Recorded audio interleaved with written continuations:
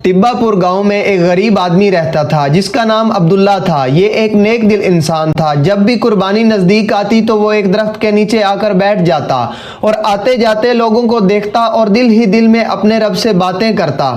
ऐ मालिक, तूने मुझे इंसान बनाया, मैं बहुत शुक्रगुजार हूँ। तुमने मुझे शाम को रोटी खिलाई, मैं उसका भी शुक्रगुजार हूँ।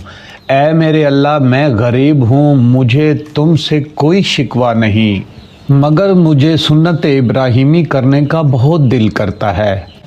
अभी अपने रब से बातें कर ही रहा होता है तो उसके पास राजू और बंटी आते हैं।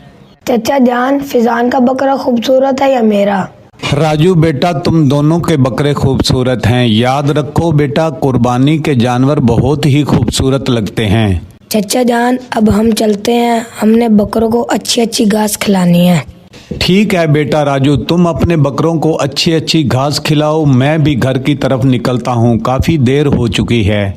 चचा जान, आपने कुर्बानी का बकरा नहीं खरीदा? नहीं बेटा, मैं कुर्बानी का बकरा नहीं खरीद पाऊंगा। अगर मेरे मालिक ने चाहा तो मैं जल्द बकरा खरीद लूंगा।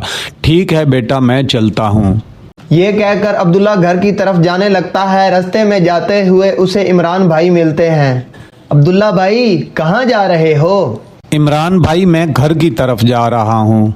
अब्दुल्ला भाई, परेशान दिखाई दे रहे हो, क्या बात है? अगर कोई परेशानी है तो आप मुझे बताओ, शायद मैं आपकी कुछ मदद कर सकूं।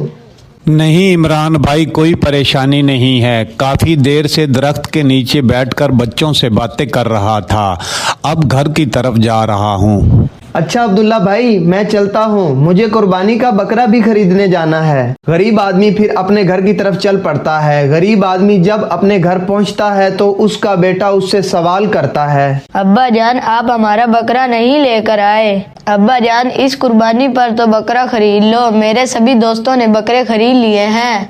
गुड्डू बेटा, जिद मत किया करो, मेरे पास इतने रुपए नहीं हैं जिससे मैं बकरा खरीद पाऊँ। अब्बा जान, क्या हम बकरा नहीं खरीद पाएंगे? गुड्डू बेटा, कुर्बानी हम अल्लाह की रज़ा के लिए करते हैं, जब वो चाहेगा तो हम कुर्बानी ज़रूर कर पाएंगे। थोड़ी देर बाद गुड्डू की अम्मी भी आ जाती है और गरीब आदमी से कहने लगती है, गुड्डू बेटा, हम कुर्बानी का बकरा ज़रूर खरीदेंगे और इंशाल्लाह ज़रूर कुर्बानी करेंगे। रज़िया बेगम, बच्चे को झूठे दिलासे मत दो, तुम तो जानती हो हम बकरा नहीं खरीद सकते। गुड्डू के अब्बा, इधर आओ, मेरी बात सुनो। गरीब आदमी अपनी बीवी के साथ घर के अंदर जाता है। गरीब की बीवी गरीब आदमी को एक थैली देती है।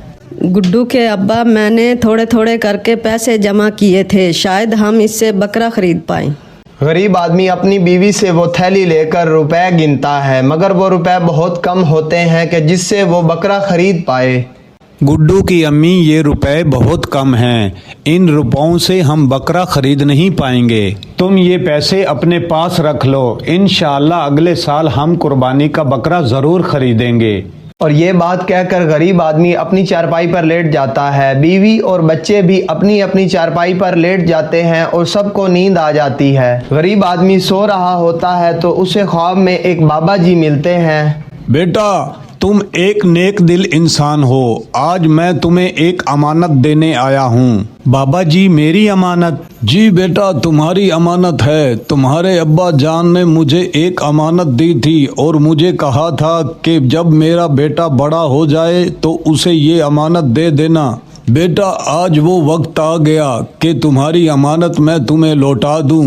बेटा, तुम्हारे घर के बाहर जो बड़ा दरख्त है उसके पास एक छोटा सा पौधा लगा हुआ है, उससे 2 कदम आगे ज़मीन खोदना, वहाँ तुम्हारी अमानत है। गरीब आदमी की फौरन आंख खुल जाती है और ये सारा माजरा वो अपनी बीवी को बताता है। गरीब आदमी और उसकी बीवी दोनों उस दरख्त के पास जाते हैं। वहाँ उन्हें वही छोटा सा पौधा नजर आता है। 2 कदम चलने के बाद गरीब आदमी जमीन को खोदना शुरू करता है तो उसे जमीन में एक सोने की अशरफियों वाला मटका नजर आता है। वो मटके को बाहर निकाल लेता है। मियाँ बीवी दोनों बहुत खुश हो जाते हैं। अगले दिन वो बच्चों के साथ बहुत ही खूबसूरत बकरा खरीद कर लाते हैं। गरीब आदमी अपने रब का शुक्र अदा करता है। अल्लाह पाक अपने बंदों को कभी भी नहीं भूलता। तो दोस्तों, इस कहानी से हमें ये सीख मिलती है कि हमें कभी भी मायूस नहीं होना चाहिए। मायूसी क्योंकि एक गुनाह है। अच्छा और बुरा वक्त दोनों ही इंसान की आजमाइश का वक्त होता है, इसलिए हमें अच्छे और बुरे वक्त में अपने रब का शुक्र अदा करना चाहिए।